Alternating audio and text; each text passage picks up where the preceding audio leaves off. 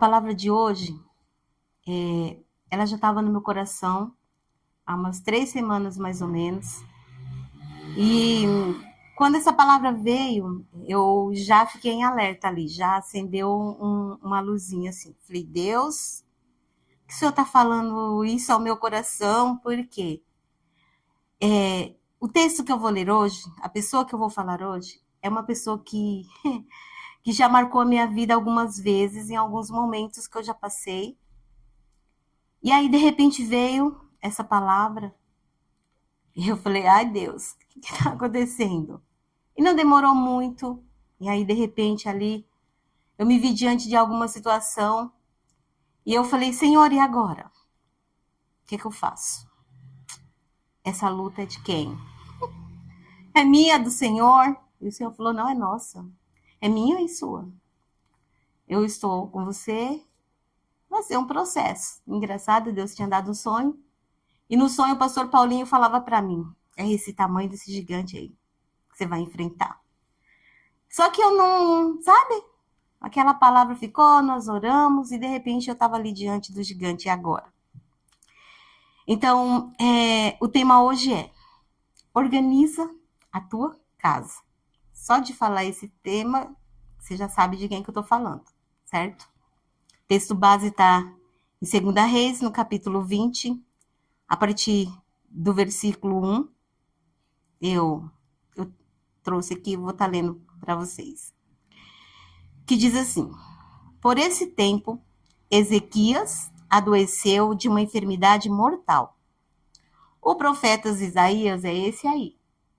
Todas as vezes que algumas situações acontecem na minha vida, quando eu escuto esse nome, eu falo, eita Deus, segura, me segura. Isaías, filho de Amós, foi visitá-lo e lhe disse, assim diz o Senhor, ponha em ordem a tua casa, porque você morrerá, você não vai escapar. Imagina você tá bem e de repente vir um profeta, um homem de Deus, trazer uma palavra e trazer uma sentença dessa para você. O que você faz? Então, Ezequias virou o rosto para a parede e orou ao Senhor, dizendo, ó Senhor, lembra-te de que andei diante de ti com fidelidade, com o coração íntegro, e fiz o que era reto aos teus olhos. E Ezequias chorou amargamente. Antes que Isaías tivesse saído do pátio central, a palavra do Senhor veio a ele dizendo, volte e diga a Ezequias, príncipe do meu povo, assim diz o Senhor, o Deus de Davi, seu pai, ouvi a tua oração e vi as tuas lágrimas. Eis que eu vou curá-lo, e ao 3º dia você subirá à casa do Senhor. Olha que mudança, de uma sentença de morte para uma palavra de vida, para uma palavra de libertação, de restauração. Acrescentarei 15 anos à sua vida e livrarei das mãos do rei da Síria, tanto você como essa cidade. Defenderei essa cidade por amor de mim e por amor a Davi, meu servo. Isaías disse mais, peguem uma pasta de figos. Eles a pegaram e a puseram sobre a úlcera e Ezequias recuperou a saúde. Amém? Senhor, em nome de Jesus, aqui está a tua palavra, Senhor. E nós estamos diante da tua presença. Senhor, eu sei quem tu és na minha vida. Sei também, Senhor, o processo que eu estou passando, mas acima de tudo eu sei que pertence ao Senhor todas as coisas. É a tua vontade que irá se cumprir. Por isso, ó Deus, em tua presença, nós nos colocamos agora. E em temor ao Senhor, eu me coloco diante de ti, te pedindo, ó Deus, usa a minha vida segundo o teu querer, segundo a tua vontade. E fala, Senhor, com a tua igreja. Fala com o teu povo. Da mesma forma que o Senhor tem falado ao meu coração. Em nome de Jesus é o que eu te peço. E que caiam por terra agora todas as ciladas, todas as armadilhas, tudo aquilo que o inimigo tem tentado trazer, todo ataque na mente, eu denuncio agora em nome de Jesus, declaro cai por terra e que teu Espírito Santo agora venha sobre nós e ministre e nos ajude a organizar a nossa casa, que é a nossa mente, o maior campo de batalha. Em nome de Jesus é o que eu te peço. Amém? Porque quando a gente recebe algo assim, o inimigo vem contra as nossas vidas, o primeiro ataque é na nossa mente. E aí? E agora? Como você vai enfrentar essa situação? Tem valido a pena? Você diz que é serva de Deus? Uma vez ou outra você ministra, e agora? Até que ponto a tua fé está fortalecida? O que você vai fazer? Você vai se abater? Ou você vai se colocar em posição de batalha? Você vai se apresentar a Deus. E aí vem as coisas que já foram tiradas da nossa vida. As curas que o Senhor já realizou, só para vocês terem uma ideia. Eu tenho buscado me fortalecer em Deus. Nós temos orado, temos sonhado, Deus tem estado na nossa frente. E aí eu comecei a respirar muito fundo ultimamente. Eu falei, Senhor, me ajuda. E aí ontem eu almocei com algumas amigas e aí eu fui, porque 1 hora a gente almoça, tem um horário de almoço, nós vamos lá para frente da secretaria receber as crianças que entram à tarde. Aí de repente eu comecei a passar muito mal. Falei, agora eu vou ter que ir ali e eu vou orar. Aí eu falei, meninas, licença, saí. E aí, só comecei a perder o controle. Aí eu falei, vou pedir uma oração agora para a igreja, na intercessão, vou colocar o que eu estou sentindo. Mas veio uma crise de ansiedade. E aí eu lembrei o Senhor falando, a luta é minha e sua. Eu falei, diabo, para trás de mim. Eu não tenho mais crise de ansiedade. O Senhor já me curou, já fui liberta. Então não vem sobre mim agora, mas assim, não foi fácil. Porque daí Deus enviou uma serva dele, eu me escondi, porque eu falei, se eu começar a chorar aqui, se eu desmoronar, porque já tem uns dias que eu quero chorar, e se eu desmoronar, vai ser difícil levantar. E o diabo falou, desmorona, porque você não pode guardar isso aí dentro de você, não. E aí eu comecei, e aquela pessoa me abraçou e orou junto comigo naquele momento. Respirei e falei, Senhor, amém. Me coloquei de pé. Porque vem tudo, né? Assim, vem uma sentença mesmo. E eu comecei a lembrar dessa palavra que Deus já tinha me dado alguns dias atrás. E eu comecei a pensar em Ezequias, porque eu já tive experiência com Ezequias, eu nem, acho que eu não tinha tanto, assim, ler, mas a palavra, o testemunho dele estava sempre no meu coração. Porque teve um dia, minha filha tinha 3 meses, 4 meses de idade, eu estava de licença maternidade, não tinha voltado a trabalhar. Minha mãe veio do Nordeste para cá. Ela falou, vou cuidar de você. Só que ela não conseguiu cuidar porque ela já não tinha tanta saúde. Aí ela foi para casa do meu irmão porque tinha acontecido uma outra situação e meu irmão precisava mais dela do que eu. Resultado. Um dia eu tive um sonho. Levanta, vai até a sua mãe, faz oração de apelo com ela porque eu vou recolher. Dia agora. Dei conta da palavra, do sonho? Não, simplesmente passei o meu dia, não fui ver a minha mãe. Segundo dia, mesmo sonho. Vai até sua mãe, faz o apelo com ela, porque Deus não se agrada que ela perca a salvação, mas que ela tenha a salvação. Eu fui? Não. Terceiro dia. Olha, é a tua última oportunidade. Vai até sua mãe. Aí eu, bonitinha, fui? Não. Acordei de manhã, minha filha linda, maravilhosa, que é, né? Como bebê, ela era um espetáculo, gente. Onde ela chegava, ela chamava a atenção de todo mundo. Aí eu falei, não, vou lá visitar minhas amigas, num bairro lá, vou passar o dia lá. Fui apresentar a minha herança, né, para as minhas amigas, passei o dia inteiro lá. E quando eu voltei, tinha alguém no meu portão. Ah, já estou te esperando aqui há um tempão.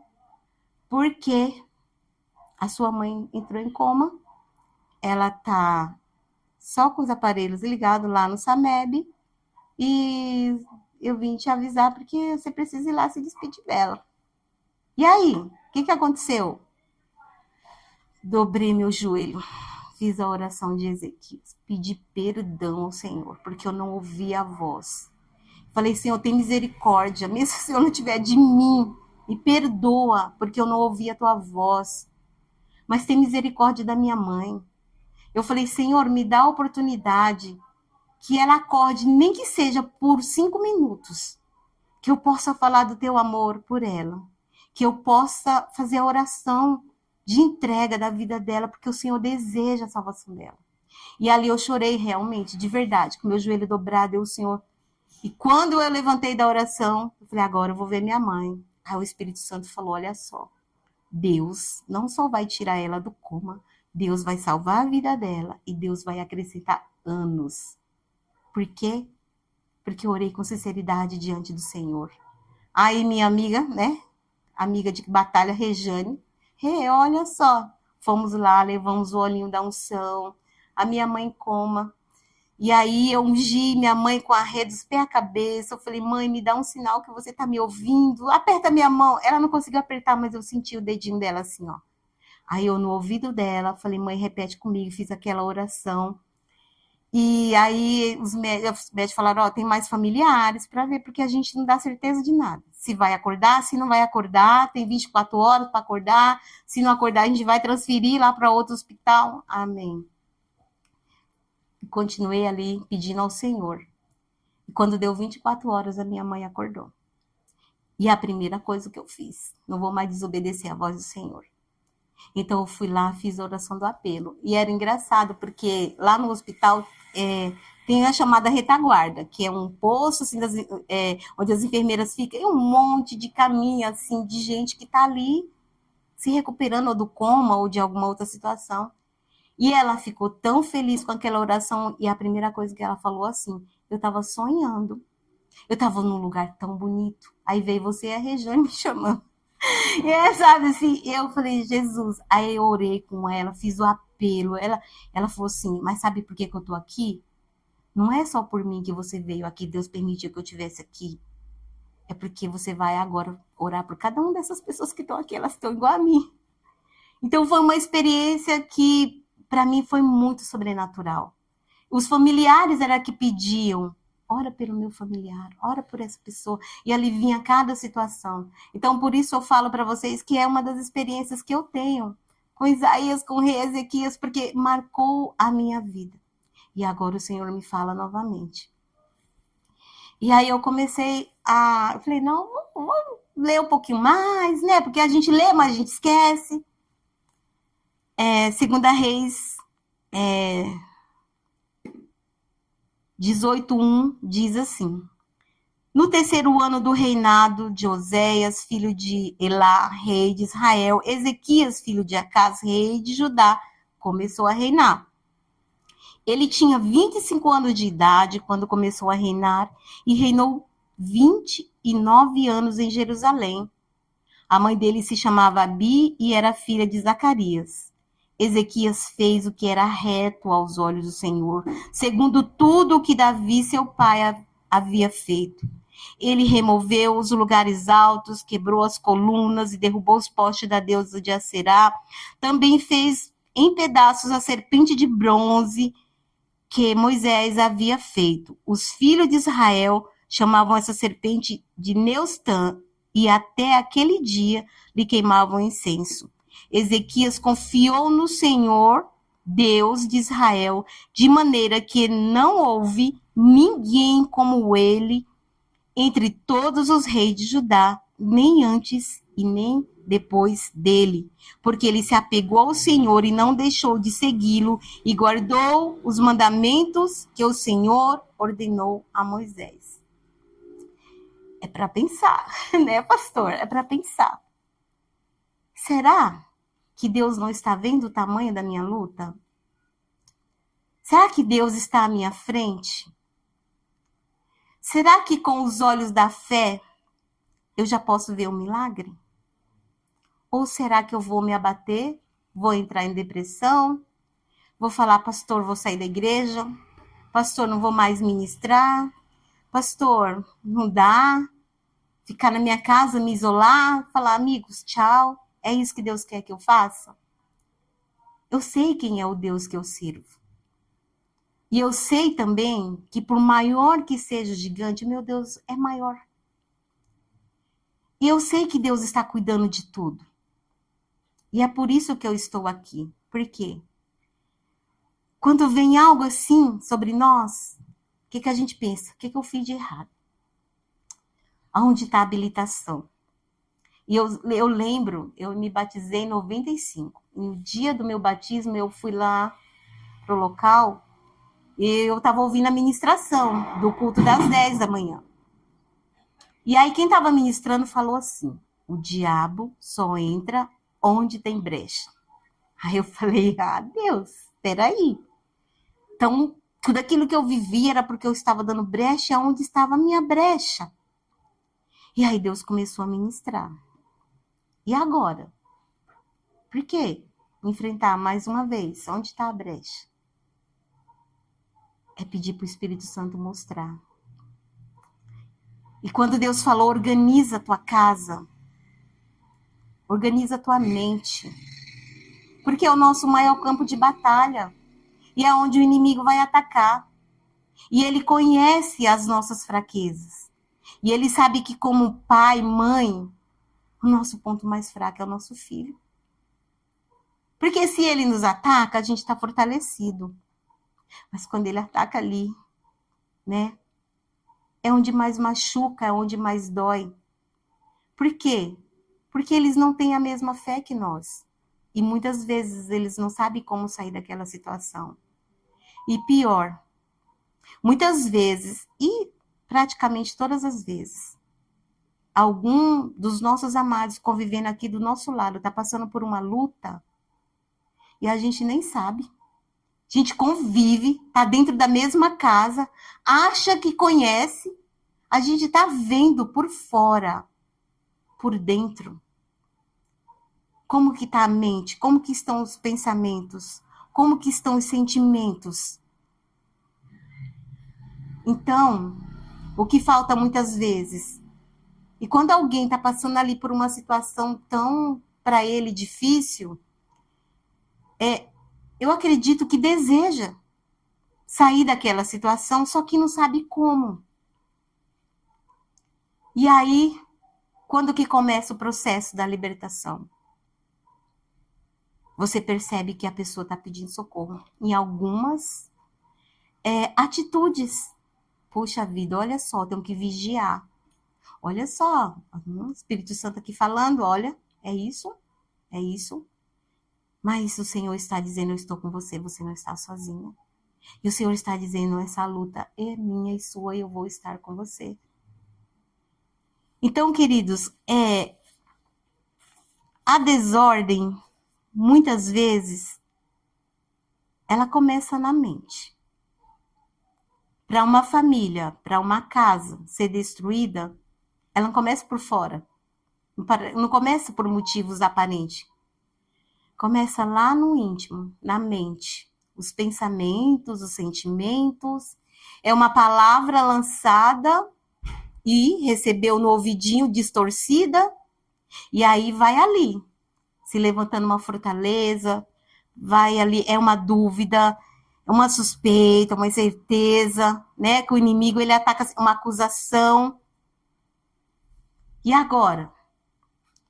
2 Coríntios, capítulo 10, versículo 4, diz assim, porque as armas da nossa luta não são carnais, mas poderosas em Deus para destruir as fortalezas, destruímos raciocínios e falaciosos, e toda arrogância que se levanta contra o conhecimento de Deus, e levamos cativo todo pensamento à obediência de Cristo.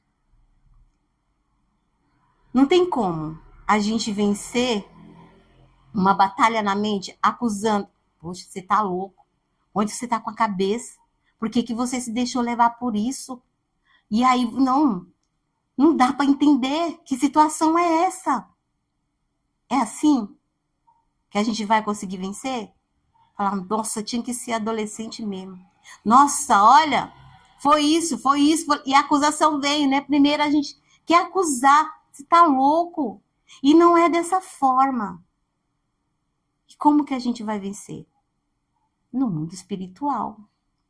É com a oração, é com o jejum, é pedindo ao Espírito Santo de Deus que nos dê sabedoria em cada palavra. É demonstrar o nosso amor. Nesse momento, a pessoa não está precisando ser acusada. Ela está precisando de sentir que ela é amada. Porque muitas vezes, a pessoa que está ali do nosso lado está tão sozinha, tão solitária. O inimigo está aprisionando de uma maneira tão que, mesmo estando ali convivendo com uma família, a pessoa se sente tão só, tão sem significado. E às vezes, eu me pergunto assim, por que tantos jovens cometem suicídio? E às vezes são famílias que servem ao Senhor. E o inimigo está ali, ó, sempre procurando uma brecha. E aí, aonde que ela está? É isso que o Senhor está falando. Organiza. Alguma coisa está em desordem ali. E quem vai mostrar? É o Espírito Santo de Deus. Nós temos que ter essa certeza, que a nossa luta não é contra a carne, mas é contra os pensamentos que não se rendem. A libertação, ela começa quando a mente se rende. Primeiro, precisa reconhecer que precisa de ajuda. E quando não reconhece, o que a gente faz? A gente ora para que o Espírito Santo ministre. Amém? O diabo, ele quer controlar a mente. Por quê? Se ele controla a mente, ele controla as emoções, ele controla as decisões, ele controla o futuro. E é isso que ele está tentando fazer o tempo todo. Manter esse controle. Mas quando nós estamos posicionados na presença do Senhor, quando nós nos revestimos, pedimos a Deus, Senhor, a minha fé é tão pequena. Porque quando a gente olha o tamanho da luta, o tamanho do gigante que se levanta, né? E agora, Senhor, será que eu tenho fé para vencer isso? Será que eu vou conseguir? E o inimigo começa a lançar um monte de coisas ali, ó. E o que Deus está falando para a gente? Não deixa entrar na sua mente esse sentimento, esse pensamento, não vem de mim, não vem. Então repreende em nome de Jesus. Pede para que o Espírito Santo te fortaleça. Nós somos fracos, somos carne, somos falhos. Né? Quem somos nós? Mas é o Espírito Santo de Deus que nos dá o discernimento, que nos dá entendimento, que nos direciona. E às vezes o inimigo fala aí, ó, luta sozinha, não conta para ninguém. Puxa, que vergonha, você vai contar isso para a igreja? Você vai contar isso? Não faz não, olha só, as pessoas te veem com os outros olhos. Você vai decepcionar demais, né? O diabo faz isso. Porque nós nos conhecemos. Nós sabemos que somos falhos. E tem coisas que a gente quer se libertar, a gente não conta para ninguém porque tem vergonha, né? Guarda ali dentro de nós um pecado. E às vezes nem para Deus a gente confessa, né? Eu sempre lembro que eu fui acompanhar uma pessoa e, nossa, gente, ela já vinha de tanto lugar, já tinha passado por tanta igreja, e aquela mulher não era liberta, a família dela não era liberta. Eu falei, um dia eu fui orar na casa dela e já tinham ido 300 vezes. Eu falei, Senhor, mais uma vez aqui na casa dessa mulher, orando pela mesma situação, Deus. Eu falei, Espírito Santo, o que tem de errado? O Espírito Santo falou, tem um pecado não confessado. Eu falei, Jesus, não posso falar isso pra pessoa, não. Como que eu vou falar? O Espírito Santo falou, enquanto ela não confessar esse pecado, só fala pra ela que tem um pecado não confessado, ela sabe qual é. Eu falei, Jesus é muito forte. Eu não consigo falar pra essa pessoa. Eu não sei como falar. E eu não falei, gente. Não falei, não tive coragem de falar. Eu não sei o que aconteceu com essa família, mas eu pedi muito perdão pra Deus, porque tem coisas que Deus manda a gente fazer E a gente se recusa. Será que foi fácil pro profeta Isaías ir lá para Ezequiel? Olha, um homem tão íntegro. Porque Isaías conhecia a história dele. E ele sabia que ele era íntegro, justo diante de Deus. Será que ele se questionou? Senhor, eu tenho que ir lá mesmo nessa sentença de morte? Como será que ele se sentia? Para pensar, né, pastor? E quando Deus nos pede para falar para alguém, para denunciar uma situação, a gente já vai de cara? Você vai de cara? Ou você meio que, Senhor, tem certeza que sou eu? Quem sou eu? Senhor, tem certeza, mas eu vou falar com essa pessoa. Senhor, olha quem é essa pessoa. E Ezequias não era qualquer um. Ele era um rei íntegro. Ele era temente a Deus. Olha quantas coisas nós lemos no começo que ele fez. Então, os olhos daquele povo, ele era um homem justo, um homem íntegro. E por que será que veio essa sentença? Para pensar. Para pensar. Porque ele fez tantas coisas. E muitas vezes nós estamos assim, Senhor, mas eu não tenho andado na tua presença. Pastor Gil insiste todo domingo que nós temos que ler a Bíblia. Ele insiste que nós temos que chegar 5 minutos, 10 minutos antes do culto. Por que será? Senhor, eu tenho lido. Senhor, eu tenho orado. Senhor, tem dado sonhos, eu tenho denunciado situações. Nós temos orado, visto pessoas sendo libertas, alcançadas. E agora? Por que está vindo sobre mim? Né? E agora? Como que eu vou sair dessa? Quando nós nos firmamos na presença do Senhor. É um processo. Acontece no tempo dele, do jeito dele, da maneira dele. E a única certeza que nós temos, o nome dele vai ser glorificado. Amém? É isso que eu tenho no meu coração, essa certeza e essa esperança. O nome do Senhor vai ser glorificado na minha casa. O inimigo pode vir por 7 caminhos. Ele vai fugir por 14. Se ele vier por 1, ele vai fugir por 7. Não importa por quantos caminhos ele vier, ele vai bater em retirada. Porque comigo está o Senhor. E é essa certeza que nós temos que ter no nosso coração. Muitas vezes a gente olha e fala, Senhor, aos meus olhos é impossível. Aos meus olhos. Mas para o Senhor, nada é impossível. O inimigo, ele tenta cegar o nosso entendimento. Ele tenta nos impedir de enxergar além. Às vezes a gente está olhando hoje. Está diante de uma situação e não sabe como sair dela. E às vezes o desespero, eu vou sair da igreja. Não está valendo a pena. Ah, servir esse Deus, não dá, não precisa. Para de ministrar. Fica lá só sentadinha, ouvindo. Já fiz isso. Já. Falei, Senhor, chega, não dá mais. Vou sentar, vou só ouvir. Deus falou, não vai. Não vai. E eu falei, não, Senhor, não quero mais. Não quero mais. É igual eu falo outra coisa, né, pastor? Não vou falar porque eu vou denunciar aqui, não. Mas eu falo outra coisa, eu não quero. Deus não trabalha em casa desorganizada. A libertação, ela não é um barulho. A libertação, ela é um alinhamento. Se há pecado escondido, mágoa guardada, pensamento impuro alimentados, feridas não tratadas. Nós precisamos ter uma limpeza na nossa mente. Então, se tem algo aí que para você parece, não é normal, não. Imagina, esse pecado não é tão grande assim. Precisa não confessar. Não. Poxa, essa ferida aí, você está carregando ela, é uma cicatriz. De repente, essa cicatriz ela pode se abrir. É assim que a gente tem que andar com a nossa mente?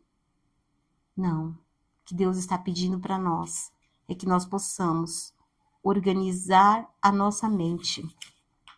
Salmo 51, versículo 10 diz assim: Cria em mim, ó Deus, um coração puro e renova dentro de mim um espírito inabalável. Amém? Precisamos nos fortalecer no Senhor, porque os ataques ele vêm de todos os lados. E é quando a gente menos espera. Mas que bom que o nosso Deus está à nossa frente, nos mostrando. Né, Adriana? A Adriana ficou tão apavorada e falou, não quero mais sonhar não, Senhor.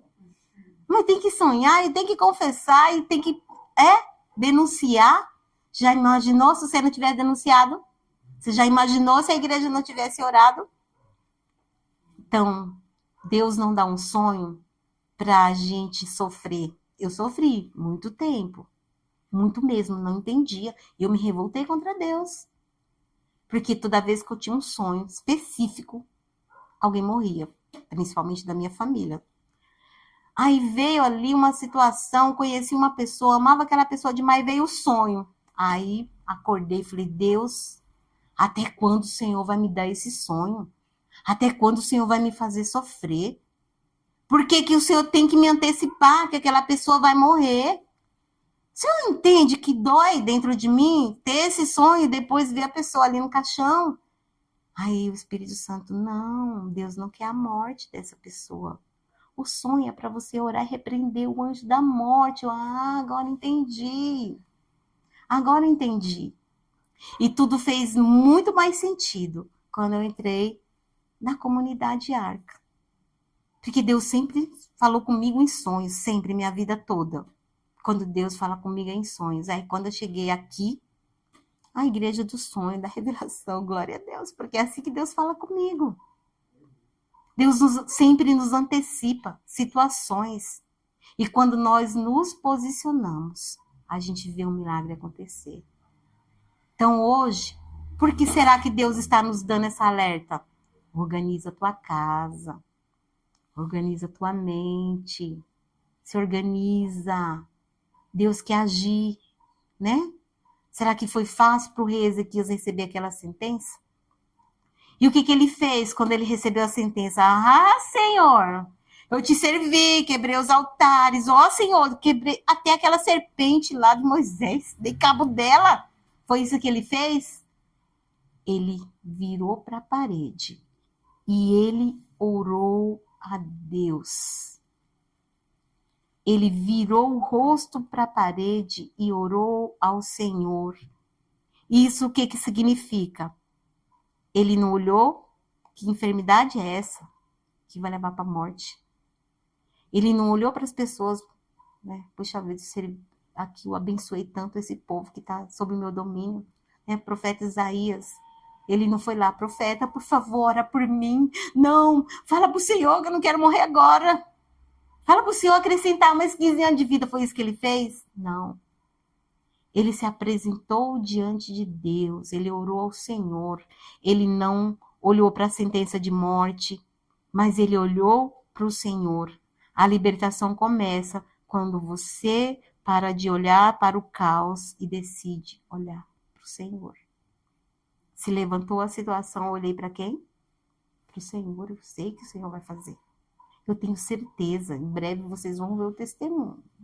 O Senhor já está trabalhando, o Senhor já está agindo. Eu tenho essa certeza. E é por isso que eu estou aqui nessa noite. Para trazer essa denúncia que o Senhor está dizendo. Organiza a casa.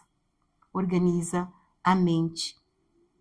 Organizar a casa é jogar fora todo o pensamento de derrota, romper com os ciclos mentais repetitivos, cancelar palavras negativas liberadas sobre você, quebrar as fortalezas espirituais.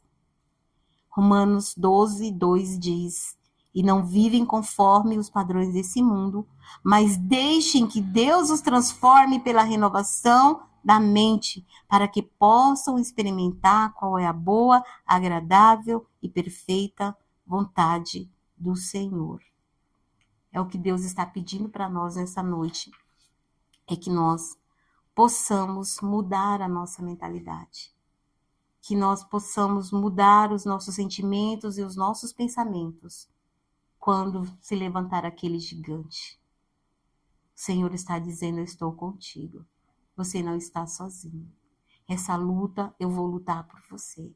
E se o nosso Deus ele está lutando por nós, então nós temos essa certeza da vitória, do milagre. E por que eu vou alimentar minha mente com aquilo que o diabo está tentando falar no meu ouvido. Deus está dizendo hoje, não ouça essas palavras. Não ouça, mas ouça a minha voz. Ouça o meu espírito. É o Senhor que está à nossa frente. Amém? Glória a Deus. Essa é a palavra.